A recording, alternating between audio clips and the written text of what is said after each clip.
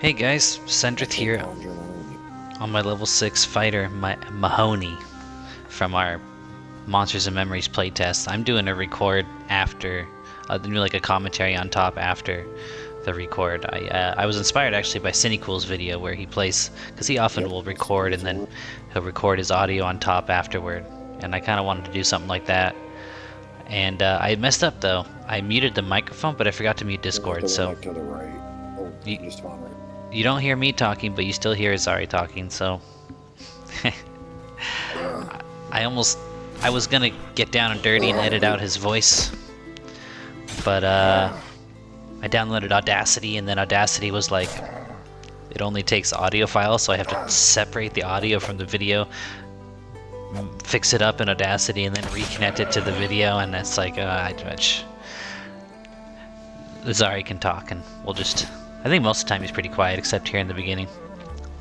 So, I'm going to just talk a little bit about this fighter class, and then I'm also going to read the response from THJ to Daybreak in regards to, I think, some recent action. I'm not up on all the details. I didn't read all the documents, everybody. I'm not a lawyer. I'm not a doctor. I'm not whatever. And I don't really... Oh, wow, I said all I have to say in negative, so it's not even going to be negative. I just want to read it and go over it. Just for something interesting to listen to, because I think a lot of you maybe didn't read this document or even knew it existed. So you see, before I do that though, let me talk about this fighter. This is one of the things they really upped in Monsters and Memories. Fighters... or melee classes have a lot more going on. They got a lot more moves. You can see my ability bar here. I've got Rend. Rend is like a damage hit, right? I got a kick. There's a charge. They see that charge? That is so fun. I love it. It's like a World of Warcraft kind of thing, right? But I use it for polling.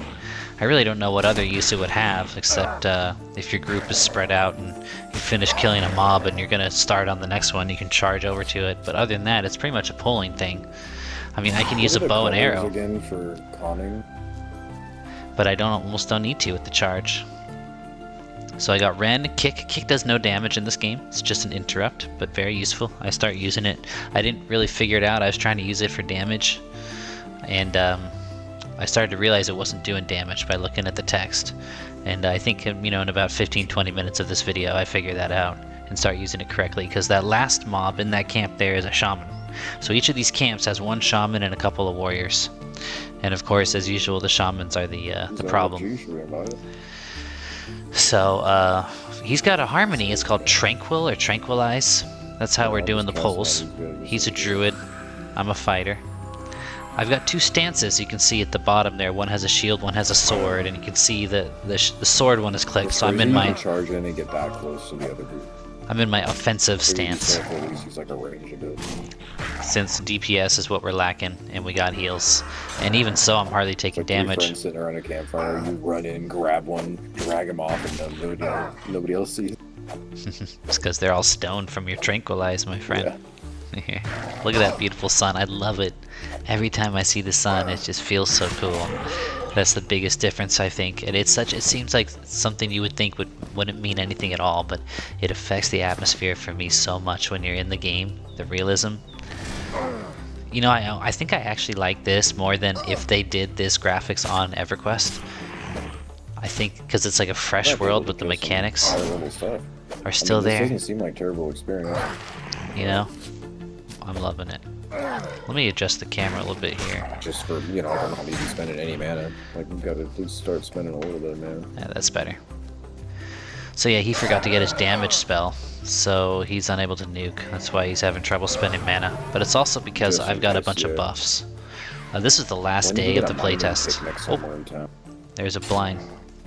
So they got blind in this game. You can still see the UI. If you look at my HP bar, I'm actually diseased. That's why my HP is yellow. Okay, that's interesting. Was that an EverQuest? No, it was not an EverQuest. So that's a cool change that I like. It's really helpful for healers, right? To know without having to be told. Oh, that happened on your screen right now. The black still. Oh, I see. It's got nice shadows. Oh. So So we're splitting the camp. We end up getting a split and holding it pretty nice, but then eventually haste and Sao wear off. That's what okay. And we start struggling a bit. Yes, I have been blinded where it turns blind. But some shaman blind mirror. I was just wondering because I think there's a spell that I can do that let me double check. Removes disease or reduces disease. So you gotta remember, Azari was also new to EverQuest. When we started playing with him, he was just trying EverQuest. He never played it back in the day, never played it before. Disease. Just cures targeted disease effects. And for those of you who didn't see him, I have cure blind, cure disease, and cure poison that I can learn. I came across him on Miana. Because I just was like, I've never seen blind or poison or disease that I needed to cure. At around level 20-ish, when we were going to like Upper Guck. That's where we grouped with him, Upper Guck, 25. Is there anything we're collecting in particular? And he played for a bit, and he ended up just not playing, and we haven't seen him since until this playtest here. So it was good to meet up with him again. So, got the camps clear, and we hold it down pretty nice. It's a good duo. Definitely doing better DPS than a warrior in EverQuest. So, having a lot of fun with this fighter class as well. I think I got him to level 7 before the playtest was over. Anyway, so I guess initially THJ and Daybreak, they kind of had a deal where it was like you can keep put the medicinal herbs in my herb pouch. You can keep running, but you have to agree to these certain conditions, right? They had some deal like that. Should I keep until the lawsuit? It's so hard, we have such a little inventory space. So they were simply not allowed to release any content updates, and that was it. But recently they got another injunction that Daybreak actually wants them to shut down. I don't know what changed, really. Not necessarily full, but if you're keeping pelts, you can keep a stack. I'll just keep it for now. I would have to guess that it would be. I can't keep those herbs in my pouch for some reason. I would have to guess that it would be the vitriol they were seeing from THJ and from the comments and stuff that made them decide to put their foot down. It's so small. My pouch is small. That'd be my guess, but I don't know. Why is the gain so strong on this mic? Okay. So then, after about a week, I want to say, I'm not sure on the details, guys. I'm only lightly interested now. Sounds like a decent spot. Quorum set. Quorum opens today, I think, in about 6 hours. Nice. 6 hours, Quorum drops again. So I got a session planned with the boys. That should be coming out soonish. But let's pull up this lawsuit. Let's have a little fun reading through it. Hope you don't mind the gameplay being blocked. You can still hear it though. Got the ambiance. Alright, so. It's got a table of contents and everything. It's like a whole book. Whew. Wow. So, introduction. By its own admission, Daybreak waited somewhere between 6 and 8 months to seek a preliminary injunction against the hero's journey, THJ. That delay alone is all but fatal to the requested extraordinary remedy. I don't know what the extraordinary remedy is. Maybe it was like Daybreak said, like, shut down or do this, and it was the or do this that it was like impossible because they didn't have time. That's the only thing I can think of here. Even worse, Daybreak's papers leave the impression that THJ engaged in never-before-seen malicious conduct, an intellectual property infringement on a breathtaking scale. That is false. THJ is an emulator, and what Daybreak never mentions in hundreds of pages is that Daybreak and its predecessors have known that EverQuest EQ emulators like THJ have been engaged in the exact same conduct for more than 2 decades, without Daybreak or its predecessors taking any action to stop the alleged intellectual property infringement. Okay. Exact same conduct? I don't know about that. But I do concede that, yeah, the biggest thing, the reason THJ got sniped is because they got too big, really. That is not entirely innocent, though. They did advertise very strongly. Everywhere they could think of. Anywhere there was anybody who liked EverQuest, they were putting posts up. They had a big advertising campaign going on. and exact same conduct. I don't know. The RMT, like maybe some other servers did that, but when the server is got like 100 players, you know what I mean? Oh yeah, 16 points. 16 Of course they're gonna do anything. row, Like dude. nobody cares. It might as well not exist. But they're true. They're not doing all that much different except for the RMT. More than that, Daybreak and its predecessors have affirmatively encouraged the existence of thousands of such emulators, both through inaction and through public statements in support of them. Thousands of such thousands! And the thousands is in italics. Emphasize the exaggeration. Maybe they actually found every single instance of someone starting any EQ server, even like just for personal use for like one person, and they counted it up, and maybe it did break the 1,000 mark, but this is a bit of a stretch. Thousands. Why? Because EQ has benefited from emulators. Emulators like THJ have improved and enriched the broader EQ community. That's true. Have increased the viability of the EQ game, have served as incubators for future EQ expansions, and have kept players active in EQ when EQ itself may be or has been stagnant. Almost since inception, EQ has operated simultaneously with thousands of emulators like THJ, who have created their own unique unrelated servers. Unrelated servers. How are they unrelated? This is another thing that comes up later. I'll wait till it gets there. They provide fundamentally different experiences otherwise unavailable on the EQ game. Emulators create their own servers with unique stories, mechanics, and gameplay. Like nearly every other emulator, THJ used EQ Emulator's open source code to create its own server, and then directed an obsolete decommissioned EQ client to that server. Decommissioned EQ client to that server? How is it decommissioned? Like, if I want to play EQ Live, I download it on Steam. Oh, there's a ding. Yay. I download it on Steam, right? And then I log in, but the EQ, the THJ instructions are like, okay, download it, and then don't update it, and then alter the files in this way. How are they in a Shiro? It seemed like it was the live client. Did you see that? No, that player character was ran by with an Ashira character model. I'm assuming it's like a GM or something. It was called Ashira Body Pillow. Back to Monsters Memories for a bit. There's some people running around, probably GMs, that have some special skins. And we saw an Ashira, which is the mobs we're killing. But we saw a player Ashira. And I saw a zombie in town. So, yeah, some fun stuff going on here on this last play day here. I'm almost out of mana. See, now we're starting to struggle. He's out of mana now. You can't see the party window because my camera is blocking it. Maybe I'll move my camera over here. Is that better? Yeah, let's do that. Alright.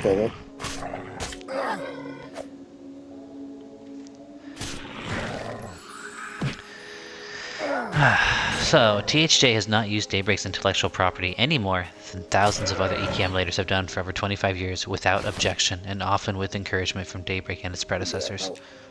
Well, as Thomas Fan pointed out, that might be true. But it doesn't matter. Like, just because you let some people stole your intellectual property and you didn't do anything doesn't mean that you lose the right to do something at any time that you choose. Having waited decades to take action, Daybreak's claims are barred by both equitable estoppel and laches.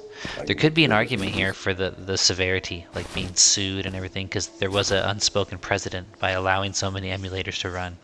So it might be like, hey, like, you can shut us down, but why do we have to pay so much money or something? Unfortunately, the real money trading hurts that position a lot because they actually profited from it. After allowing, encouraging, and benefiting from emulators for 25 years, Daybreak has decided that this particular emulator has caused a drop in its users and revenue so extreme that a preliminary injunction is justified. Although Daybreak may be facing declining numbers, there are serious flaws with the factual underpinning of Daybreak's claim that THJ and not Daybreak's own failures is to blame. Well, they didn't say it's not their own failures. You're putting words in their mouth. They know that it's partially their own failure, but that doesn't mean that it's not both. And we all know, if we sit and think rationally, we all know it is both. We know it's because Daybreak's dropping the ball, and it's also because of THJ. It's both. It's not one or the other. These are not mutually exclusive causes of a decline here. They can both be happening. The thing is, well, we could arguably, the thing that Daybreak can do without changing how they're running the game, that they can do to stop this loss is shut down THJ. You know, yeah, they could do so much better with it, but they don't, and they just do what they do, okay? So let's pretend like they can't change how they run the game. They can shut down this other loss of players, which is THJ. A declining player base caused by Daybreak fails to establish irreparable harm to justify enjoining THJ. I don't know what enjoining means here. Daybreak offers no proof beyond mere speculation that its goodwill and reputation will be damaged by THJ's alleged infringement. Even while ignoring that whatever harm emulators might do to its intellectual property has been happening for decades. Well, no, they're not worried about harm to the intellectual property. It's like if someone writes a bastardization of the Bible, but only 50 people read it, you know, like you can't kill every villain. So you pick your battles, right? When someone writes a bastardization of the Bible and, you know, 150,000 people read it, that's when the church comes in and fights it, right? So this is all a lot of emotional stuff. I don't know how it's going to help them in court, but I guess you got to do your best in a response like this. And Daybreak now improperly seeks to obtain its ultimate remedy, pre-merits, by requesting a mandatory injunction that would not restore the status quo but would upend it by effectively eliminating THJ. This is what someone wrote in a comment on one of my videos. They wrote like, this isn't just about shutting it down, it's about destroying all of its content and everything. And I was like, well, what's the difference? Like, they feel like there's some super special thing created in the THJ world. For me, it was just someone took EverQuest and they allowed you to multi-class. And then they changed some things because, oh, you know, you can multi-class, but, you know, you can't stop and heal yourself when you're in the middle of a fight against multiple mobs. So let's have it so when you kill the mob, you get this spike of healing. So they put in these like special mechanics to make it possible to just like solo through it in God mode. Everything else is still just EverQuest. So they make it sound like there's such a huge loss if the code that they wrote to change the game is gone. And it, like, I think objectively when you look at the code, yeah, it ended up with some fun mechanics. I can understand it.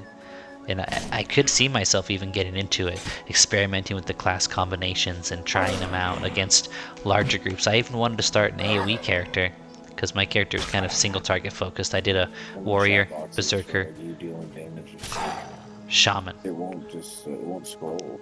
And I was go down to the bottom, it doesn't go down to the bottom, and I scroll up, and then scroll back down, and I can't just get it to just do a regular scroll to everything, it's just stuck somewhere else. What Azari's talking about here was a big bug that we all struggled with during Monsters and Memories, which I hope is faced next time. Is that sometimes you couldn't scroll down to the bottom of a box, a text box.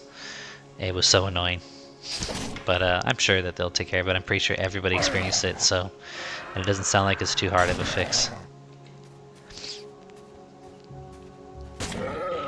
There we go. There we go. See, now we're back on top. Comes and goes in waves. There's the charge again.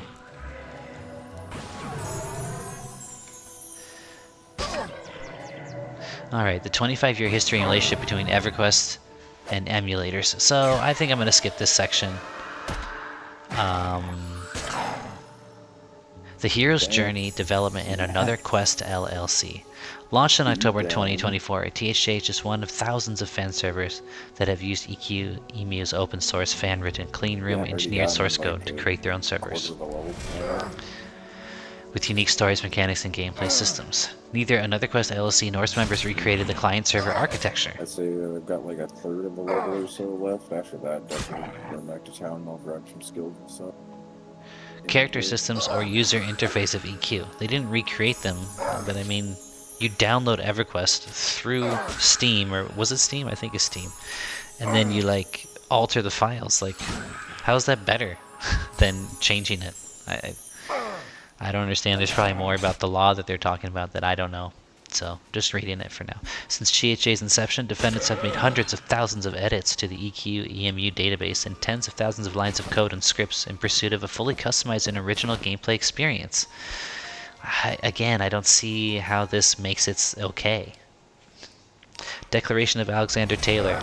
These developments represent defendants' original ideas, content, code, and data. Takahashi Defendants made these developments under the reasonable belief that they would be allowed to exist if not encouraged, as prior emulators had been for decades. Oh, okay, so There was no official declaration that was true. So this is what people think. I saw a couple comments also saying modding is never illegal.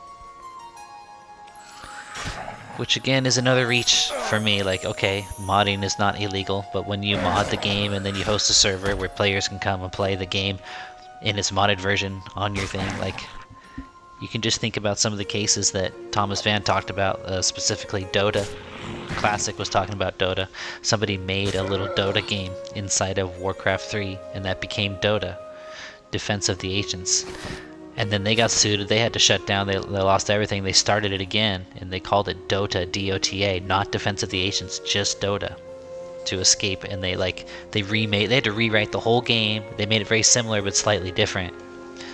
So, like, yeah, I guess their defense seems to be, again, that the other emulators are doing it for so long, and then all of a sudden now we're not allowed to do it. But when we're talking about the law, like, it's like, yeah, it was against the law. It's like, so many other people were dealing weed, and then now we have to go to jail for dealing weed. It's like, yeah, you're dealing like freaking pounds every week, dude. This belief was based on statements of acceptance and support for emulators made by Daybreak and its most senior executives. I don't know about that.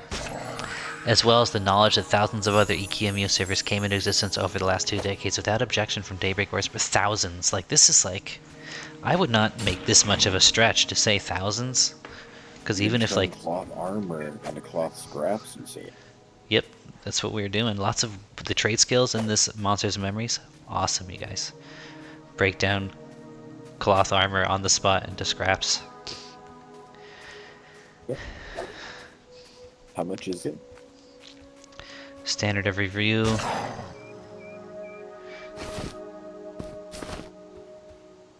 A preliminary injunction is an extraordinary remedy, never awarded as of right.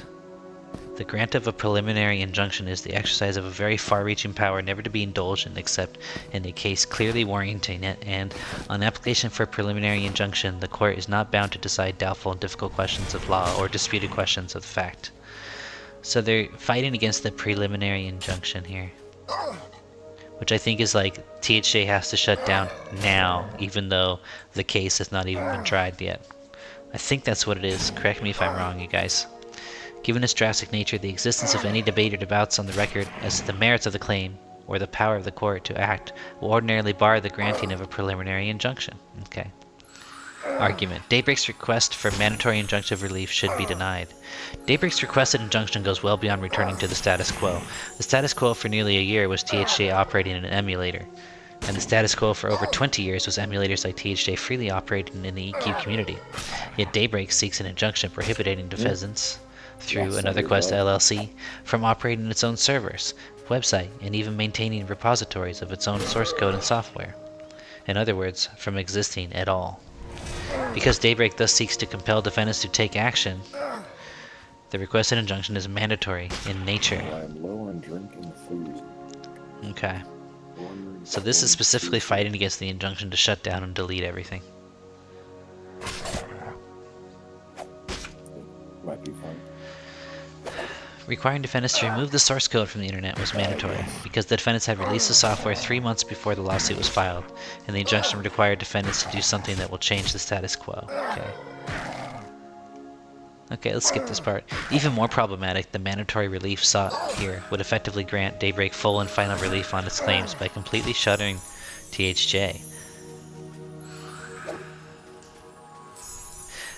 Okay, Daybreak cannot show a substantial likelihood of success on the merits. Daybreak does not and cannot show a likelihood of success on the merits of sufficient to support a preliminary injunction, let alone the doubly demanding mandatory injunction standard. Okay, let's keep going. Equitable estoppel bars Daybreak's claims. The doctrine of estoppel may bar the copyright. Alright, well, I think we got the gist of it. Daybreak and its predecessors knew about EQ emulators like THJ for decades and did nothing. Let's just read the subtitles here. For decades, Daybreak and its predecessors created an impression they were acceptable. Daybreak's inaction and public statements gave defendants reasonable impression emulator conduct was acceptable. How many times can we say the same thing again? Defenders detrimentally relied on Daybreak's conduct. Okay. THJ built its entire business in reliance on Daybreak's explicit approval of emulators and years of silence. Okay. Locks barred plaintiff's claims, at least for injunctive relief. Locks bars the requested injunction for the copyright claim. Locks bars plaintiff's trademark claims. Oh, they're just trademark claims. Okay, this should be... Daybreak's unreasonable delay in asserting its purported trademark and trade dress claims against emulators like THJ constitutes Locks. A finding that Locks bars a trademark claim is appropriate where the trademark holder knowingly allowed the infringing mark to be used without objection for a lengthy period of time.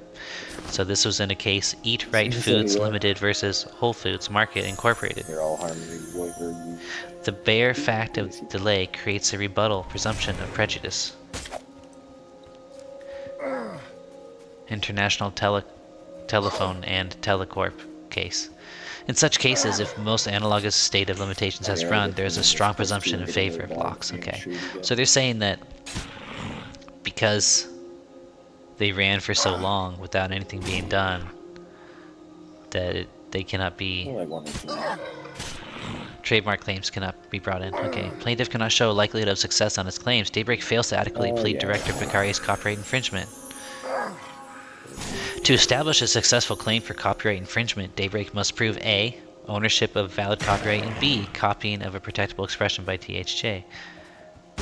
Daybreak must further establish THJ's access to copyrighted work and substantial similarity between both the ideas and expression of those ideas, i.e. Plaintiff cannot meet the standard, as defendants did not copy, modify, or otherwise use any of EQ's source code or protected expressions. THJ was built using EQ's fan-written cleanroom reverse-engineered open-source code, not Daybreak's server's code. Well, even that EQ use is illegal, I think, as well.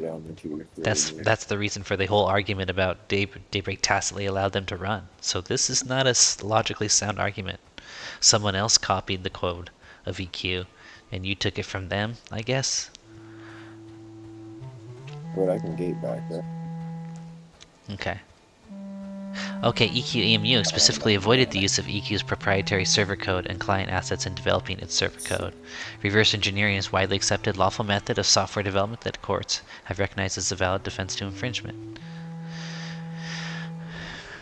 Nor does THJ reproduce or display EQ's copyrighted visuals. Plaintiff's claims rest on the faulty premise that any use of an emulator constitutes direct or induced for infringement and relies upon comparisons of the artwork between EQ and THJ, including character animations and drawings.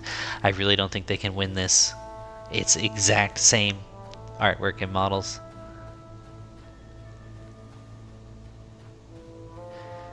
Absent evidence that the emulator itself contains infringing source code, or that defendants use plaintiff's protected expressions in the THJ server, there is no plausible basis or finding of infringement. Indeed, plaintiff's own expert Gary Kitchen acknowledged in a prior report that parties like Daybreak cannot rely on these visual elements to support a claim of infringement or misappropriation of its actual source code. And to the extent these comparisons may create the erroneous assumption that similarities in artwork are indicative of similarities in underlying source code, this assumption is incorrect. Such inferences are unfounded, and plaintiff's arguments are misleading. Okay, so they're going to say, like, even though we have the exact same models, the source code is different, and therefore it's not copyright infringement. So let's get down to where they talk about the DMCA. DMCA. Daybreak fails to adequately plead a violation of the DMCA. Daybreak's claim that THJ violated Section 21 of the Section 1201A 1 of the DMCA by circumventing a technological measure that effectually controls access will fail as a matter of law because all the technological measures in question protect the Daybreak servers. For Druid at level 12? Question mark? Let's see if we can see what he's talking about here.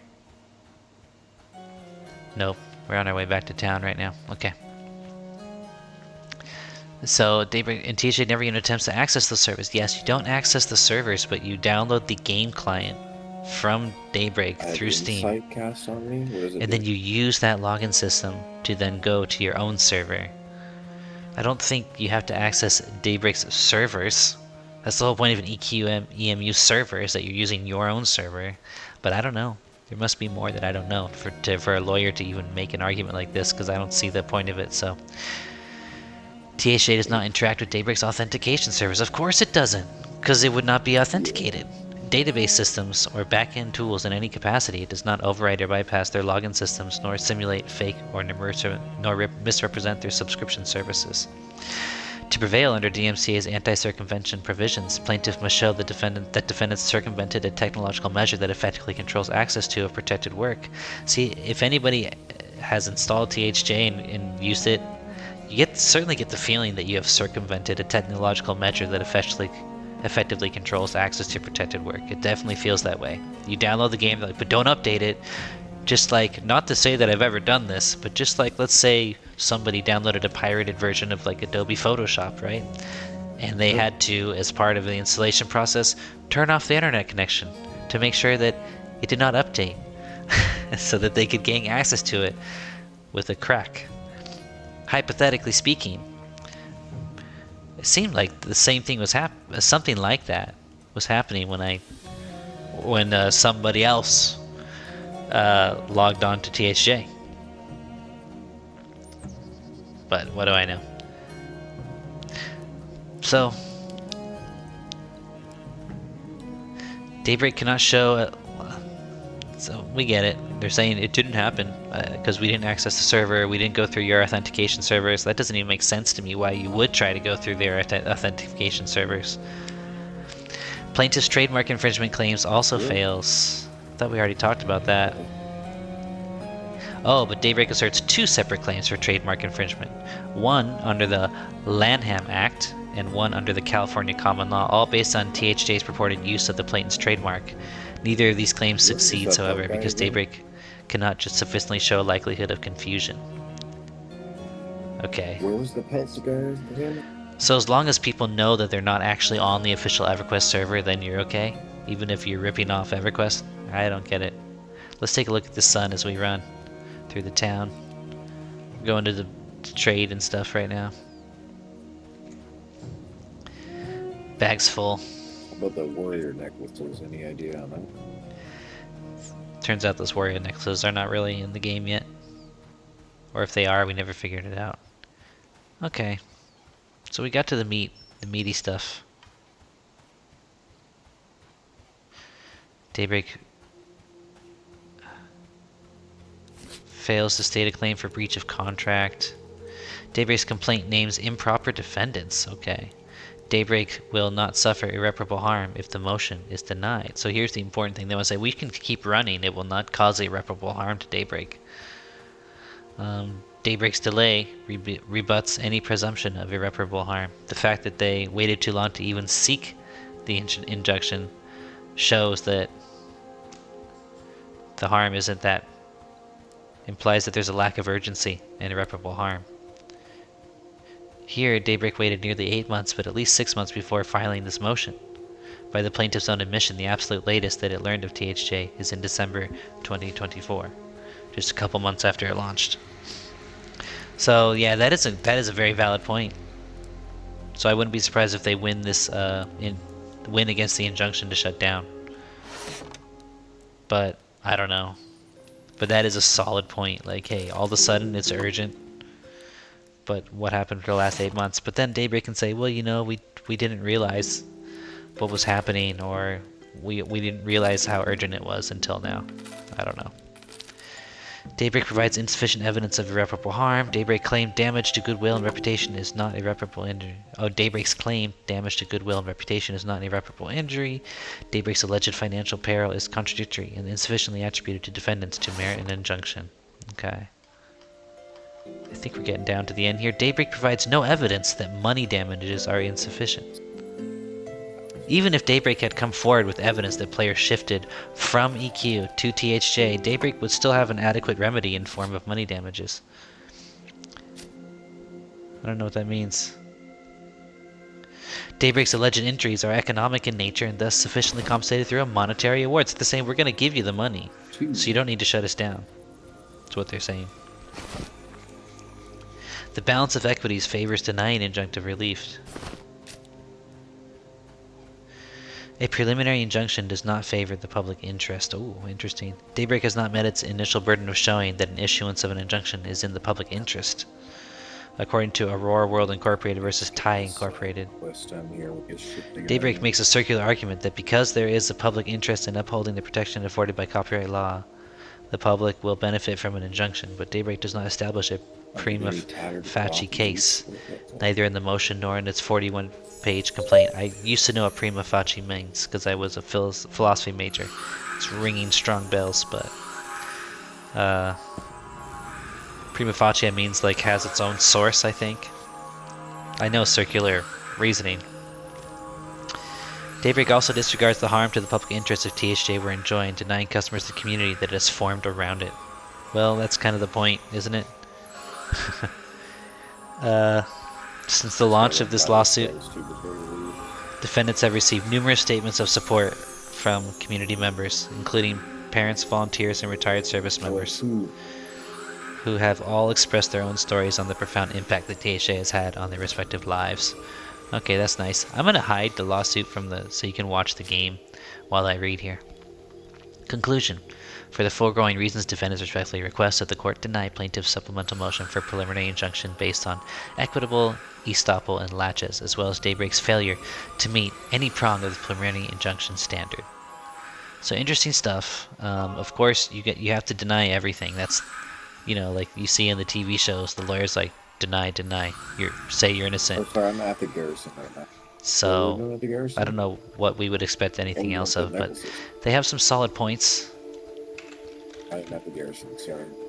My favorite point was the idea that we shouldn't have to shut down now, because Daybreak is arguing we need them to shut down now because the harm is great. Every day that they're open is causing irreparable harm, right?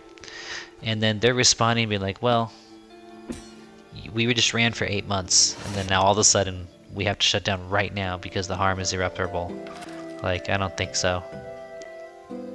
It seems like Daybreak shouldn't need to make that claim, though. It seems like Daybreak should be able to simply say, look, we want them to shut down now. It's our intellectual property. But then you kind of have to prove it first, right?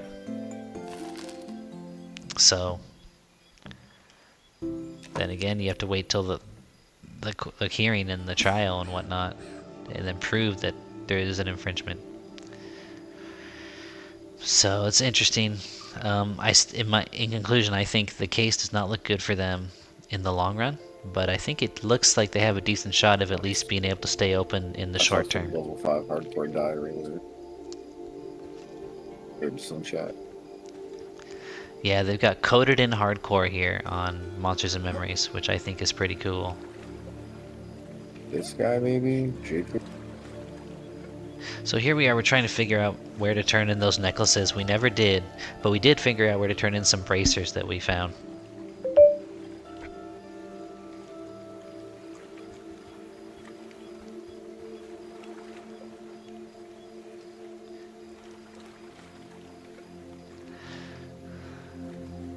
So let me read through some comments,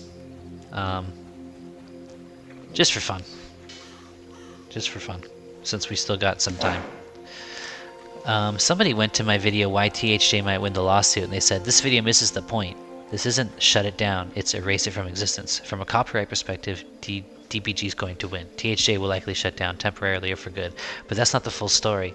DBG's lawsuit goes scorched earth. They're not just asking for a shutdown, they want complete destruction. The code base, Discord, even THJ's custom assets. It's the legal equivalent of a death sentence. THJ isn't trying to win the lawsuit. They're trying to survive, protect what they built, preserve their IP, and limit the damage. So no, saying F you back isn't just defiance, it's defense. THJ's fighting to keep their own work and shield the emulation community from illegal precedents that says DBG can wipe out everything on a whim.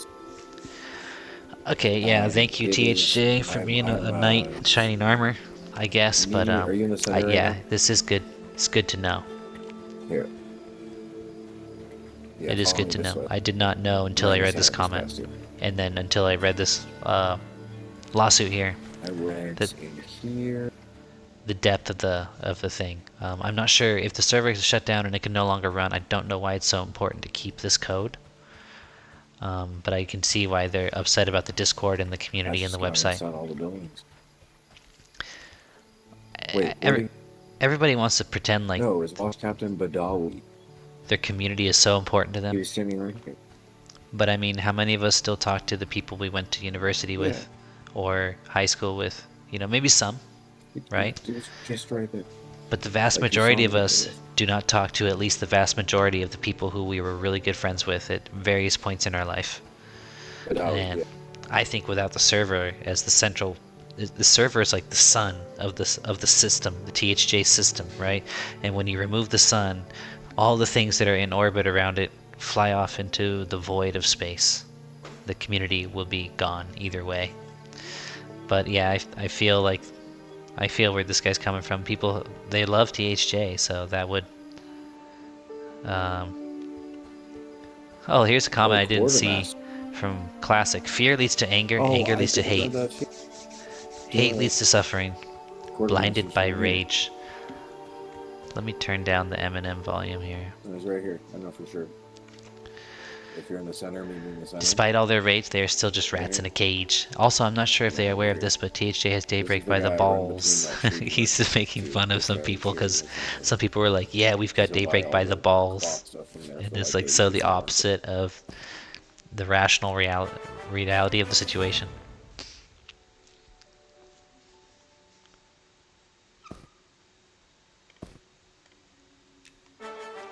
He does not have the necklaces. To be honest, I think some are just angry at Quorum because we are the only community giving them any direct response. THJ is going to court and the players are in limbo since nothing can really be communicated under those circumstances. I don't agree with kicking them while they are down, but we know exactly what Daybreak have a problem with given the limitations and have been put on Quorum from that dirt. Alright. So... yeah. Trying to get... I'm going to take off this filter here. I'm trying to find some of the funnier ones here. Here, you want... Yeah, take these 2 necklaces from me.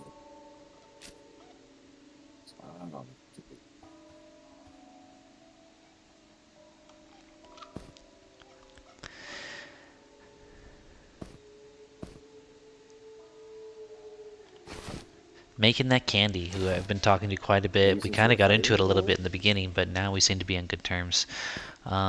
Good video. Seems you have a great message going on. This is on the video. Does Quorum's deal with Daybreak Games affect the hero's journey? THJ's case. Obviously, you know I feel different about the whole situation, especially with the fact that DBG wants to make it a big deal about THJ stealing players. I could be wrong, but I don't know how well that works for them, allowing Quorum to operate, taking their players while going after THJ for exactly that. But I'm not a lawyer. What I will say is, bro, no shout out. That's messed up. Here's a shout out for you making that candy. Sorry, man. I feel bad. I forget to shout out people all the time. I just get in my flow, and sometimes I intend to. Like, I intended to shout out Cinecool a couple times, and I didn't. But yeah. Anonymous outreach. In March 2025, a lawyer from defendant's counsel firm sent an email to the general counsel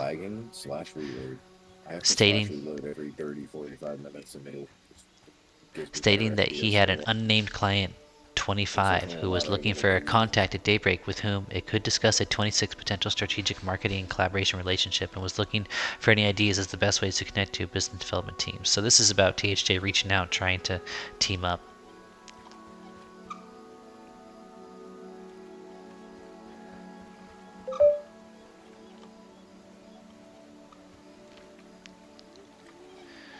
Okay. Let me see here.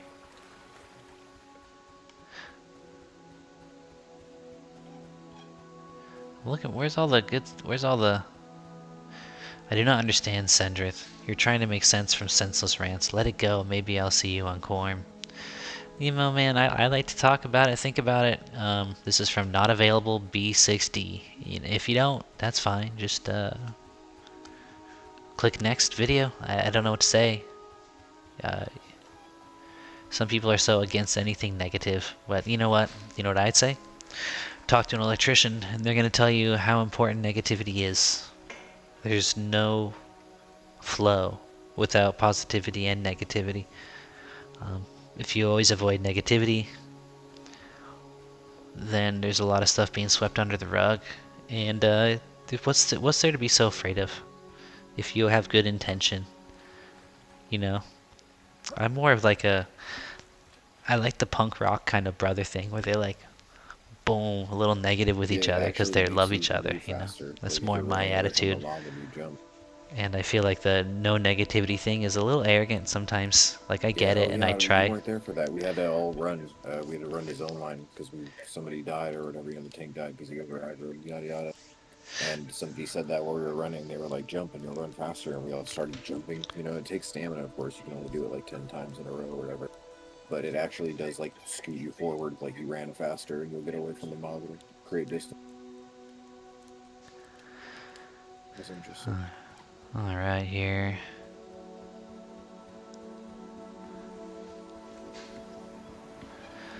I was Oh, trying to find the Hero funny Warriors ones. They're Bracer not on Quest. my You can get videos to though. Iki.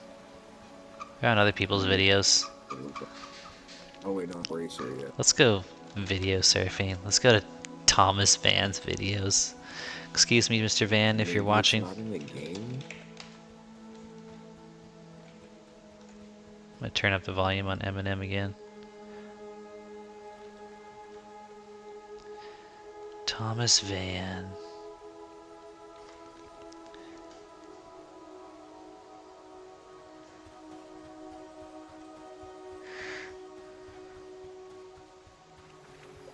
Alright, on his latest video, THJ versus copyright, does fair use stand a chance?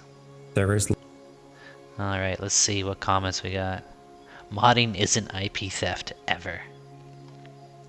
Me and both our family's houses have canceled our subs after the lawsuit. I had 4 subs, my wife 2 subs, my brother 2, my sister 2.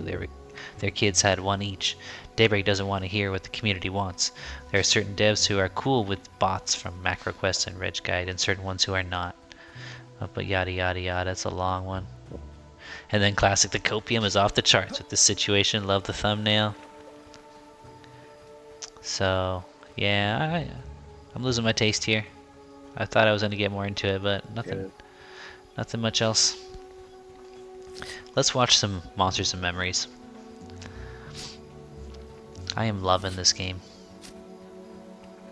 I had so much fun. You guys have got to try it.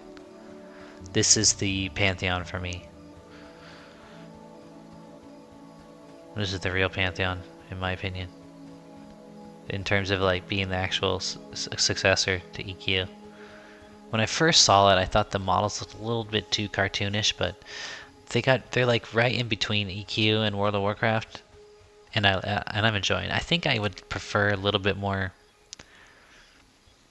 Well, I mean EQ's ogres were also kind of goofy, right? But like the elves, I don't really like the elves. They got these like super long eyelashes and super pointy long ears, and the ears like point straight out instead of up. Like I want some more of the traditional look, but I understand they wanted to go kind of indie with the game.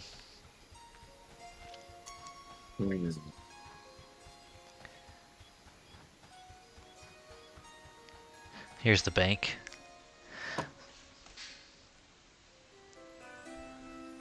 So you see my inventory? There are 2 or 3, I can't remember exactly, 3 slots that are just pouches, like belt pouches. You can't put backpacks in there. There's only 1 slot for a backpack, so you literally can only have 1 backpack. And then you got like 3 bag slots, right? So if anybody does play, save 2 of those bag slots for a tailoring kit and a leatherworking kit, because they work just as well as any bag. They're about the same price. But then you can also use them for tailoring and leatherworking, which means if you get this one particular knife called like a seam ripper, you can get cloth armor, and if you don't need that cloth armor, you can rip it into cloth scraps. Cloth scraps can be given to a tailor to make you a backpack. Backpacks cost 1 gold. 1 gold. And remember, it's 100 copper to 1 silver, and 100 silver to 1 gold. That's an insane price. The rucksack, which is like the 4-slot version of the backpack, is like 1 silver, so it's like 100th the price, or maybe it's 2 silver. It's like a 50th of the price of the backpack, and they do that to encourage you to interact with other players who are tailors, or to tailor yourself, so you can make yourself a nice cloth backpack. 8 slots that can hold giant items. All the other bags are not going to hold more than medium, so inventory is a little bit tighter on this game for sure. That's why you gotta get that leatherworking kit, and you gotta get that tailoring kit, and you gotta be breaking down armor that you're looting into scraps, because the scraps are stackable. And then if you got the scraps, you might as well do the trade skill. And there's a lot more intersection. Well, maybe it's about the same. There was intersection amongst the trade skills in EQ as well, but there's a lot of intersection amongst different trade skills. You know, you got to tailor, you got to leather work in order to blacksmith certain armor, right? Stuff like that. I think it's about the same actually. EQ had the same thing going on, right?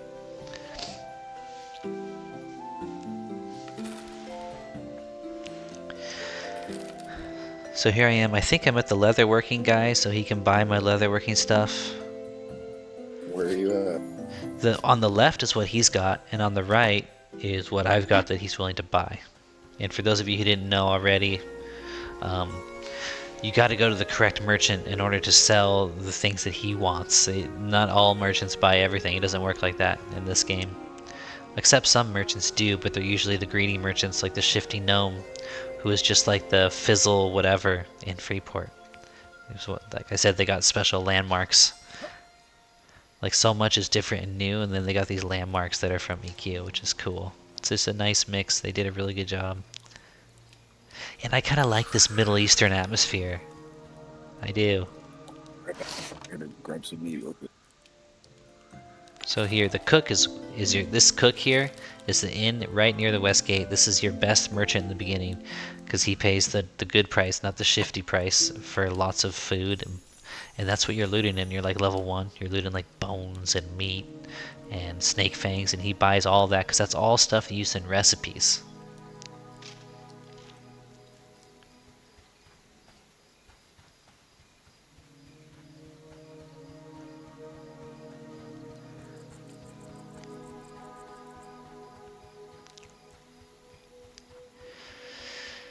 So here I am heading back to the leatherworker. I think I didn't have enough money for something. Luckily, I've still got Sao. Why am I going back here? Let's see. What did I want to buy? I forget. Seam Ripper. Oh yeah, because I didn't have it yet on this character. Yeah, so that's why we came back. Our bags got so full because we didn't have the Seam Ripper and the tailoring kit and the leatherworking kit. So every piece of armor we looted took up a slot of a pack. So that's why you got to make sure as soon as you can get the tailoring kit, get the leatherworking kit, and get the Seam Ripper so you can break it down. Of course, you know, first couple levels you don't have to worry about it because you're going to wear pretty much all the armor you get, right? Or you could sell it. It's definitely more valuable before it's broken down. So if you're looking for money, just sell it straight. But I recommend doing the trade skills, I really do. Because they're going to help you later. You can make your own backpack instead. I think it takes like 47 cloth scraps. And of course it takes a certain amount of skill as well. But if you collect the scraps naturally, because after the noob yard, you get to like the level 6, level 7 mobs, you start getting a lot of gear drops, a lot of, you know, leather cloth armor, and then you go to the first dungeon, the Worm's Bane, start getting a lot of leather armor, and you can just break it down on the spot, and then you might as well just use it. I use the leather to make rawhide scraps, which are necessary for making gear. On Sendrith, and Mahoney here has got 2 copper bracers and a copper necklace given to him by Sendrith. He's got a green helmet that Azari gave me because he found it on a vendor for like some ridiculously low price of like 1 silver or something. And when I was at the leatherworking vendor, I don't know if you saw the green armor in his inventory if you were watching, but I saw he had it, but I didn't even look at it because I didn't have the money for it. Anyway. But it's like scarab armor, and I think there must be some quests that I never found out about for that. Let me redo the camera here because I'm sitting back now, so I'm getting more tired, I guess. It's late here. I'm in the countryside of China on my teacher summer holiday, you know. So here I am turning in, I just turned in a fighter quest. It was bugged last time I played. Even though I camped out and came back in, I couldn't turn it in. And I just turned it in, and it didn't really lead to anything. Anyway, you guys, I think that's gonna about do it. Next playtest, September 1st to September 7th. I'm not a paid sponsor. I don't think they even know about me at all. I'm just telling you because I honestly was blown away about how much fun I had in this game. I'm kind of disappointed because I was kind of getting out of gaming. And now I'm like, oh shoot, I guess I'm going to have to play this. Characters from the playtest will be wiped when the game actually launches or the early release launch, so you're going to have to start a new character. So don't get too invested in, grinding trade skills too much, and do it to an enjoyable level, but don't start grinding for the long term because these characters will be gone.